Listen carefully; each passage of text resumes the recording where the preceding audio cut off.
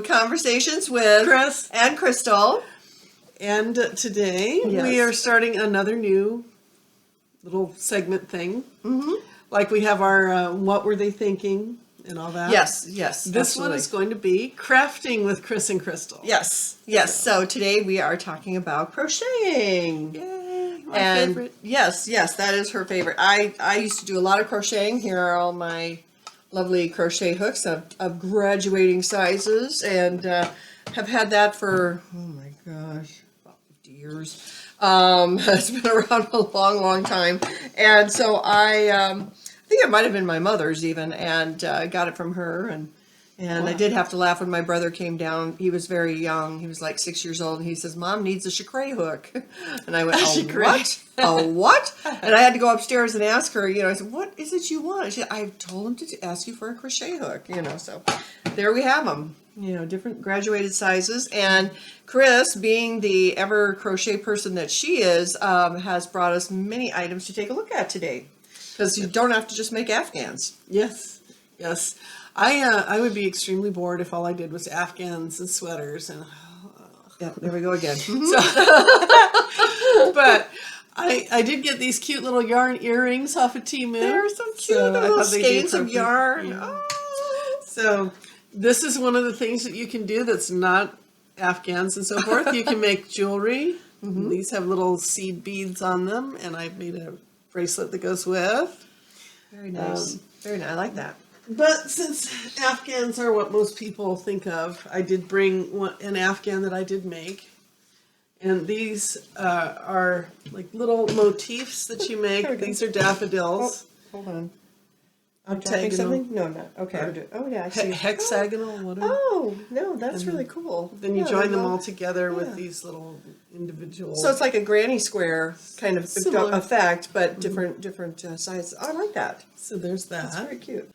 So as the years went by, I sort of branched off into other realms, and I started making little things like this. Is as you can see, it is crochet dessert. It is. Yeah. And I found this nice little ceramic. This is ceramic. Yeah. And it has ceramic pieces around the edges here. So I glued it to the top of that when I was done. That's really cool. And I like to tell people it's a great dessert because there's no calories and it's high in fiber. And you can look at it all the time. That's lovely. That's great. And I made this cactus. Oh, cute. I love that. And speaking of cacti, Yes. I made a life-size cactus, which I'll throw a picture in here for you. Yes, absolutely. The challenges just get bigger as I know. Well, and I think too. Now you're going to decorate that for like every season and whatever's going on. Yeah, that's a handy thing to have, especially in Arizona. And then while I was on the ice cream kick, I made these. Maracas. So they are maracas, yes. Yep. Oh, that's so cool. And then what are they stuffed with? Is that cotton? There's fatty stuffing in there, and then in the top are little Easter eggs that I put. Yeah.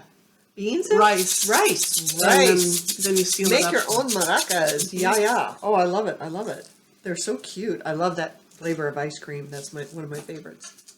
That is my mint favorite. chocolate chip. Yes. Mine too. I love it. Yes. Then we have the beginning of a dream catcher. Well, it could be a dream catcher. I just didn't put any dangly bits. Yeah. But you can do this sort of thing. Cool. This is an embroidery hoop that I attached it to.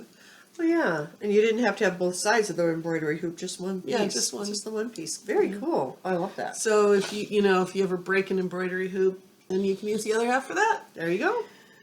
Let's see. And this is a different type of crochet stitch. They're very versatile. It's a loop stitch. So as you're crocheting, you make the little loops, and it's pretty cool. You make little stuffed toys like that. Yeah, that's really cute. And Got a I also challenged myself one time. What you got? So I went to the thrift store and I got this child's umbrella. It was really gross. So I took the umbrella part off of it and I decided I was going to make myself a little parasol. Woo! There we go. Oh, that's really pretty. That would be really cool if people made those and hung them from like the ceiling for bridal showers or baby showers. Yeah. Or for decoration. Throw things in there like cards or whatever. Yeah, you could do lots of things with that. That is really adorable. And then at one time I had this wild hair. I thought, oh, I'm going to make like this purse, round purse, and it'll have these interchangeable fronts to it that you can put on it. Okay. But I never finished it, so I just attached it to a piece of wood. So what But I've this got, gives you an idea of her creativity with crochet.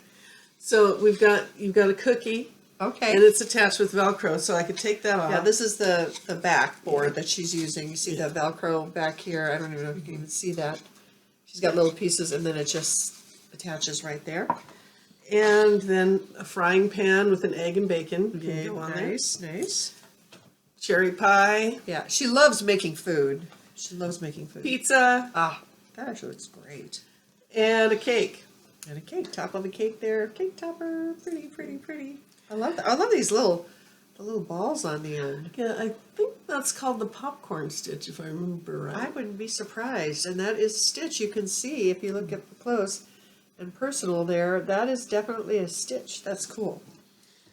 Then I had previously, and I had talked about this on a separate Yeah. Temu thing, but I had previously purchased these bottoms from Temu. They came with the little feet attached Yep. and pre-punched. So I had made a purse before with an oblong one, and I had to make another one because it was so much fun. So I made this one, and this comes from Temu as well. This, however, I did make.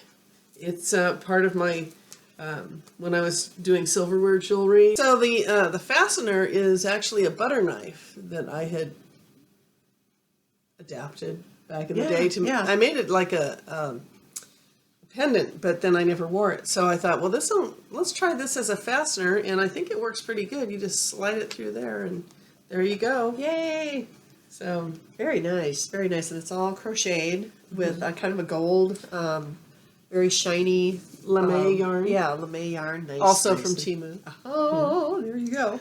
And We finally, love our Temu. this is a pattern that I created myself for a cute octopus, and I've been putting these in the school in my treasure box for the kids, and they were very popular for a while there. I don't know if they still care, but but anyway, so I have this pattern available for you. If you will send us an email, I will be happy to send that on to you. Yeah, And that's really this is- cute. yeah, and I put like buttons, beads on for eyes, but if you're making it for a baby, I would not do that. Right.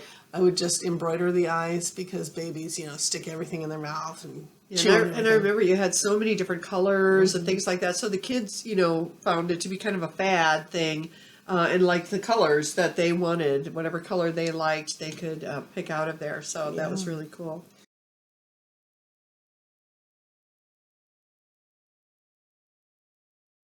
If you want to take up crochet, Yes. which I highly recommend, I've been doing it since I was 12. Oh, I think I was the same age. Yeah. But yeah, everybody thinks it's a granny type of thing, and yet everybody starts when they're I actually like took it 12. in high school too. Yeah, We had knitting and crocheting in high school, so I took it.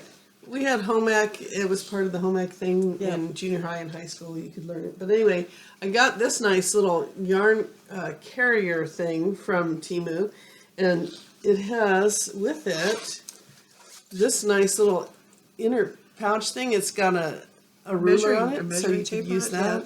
And it also comes with a scissors holder. Oh wow! So nice. And a longer strap for shoulder strap. So I recommend that off of Temu. Oh my gosh, that is. Oh, and then okay, so then they've got a place here for you to hold your keys too. It looks like okay, a little one of those little hooks. Yeah. And then there's snaps all the way across. Very nice. So it's I a like nice that. little carrier for your yarn and your projects. Yeah. Another thing that I did, it's actually a Bible cover that I use to hold my tools in that I'm carrying with me. So I've got my scissors and Oh yeah, there you my go. crochet hooks and a latch hook.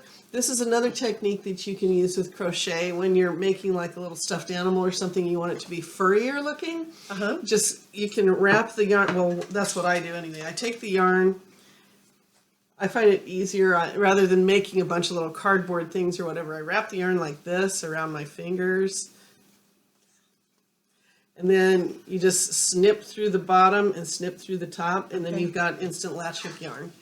and then you just take that and for the hook it size. into your stitches. Like, Uh-huh.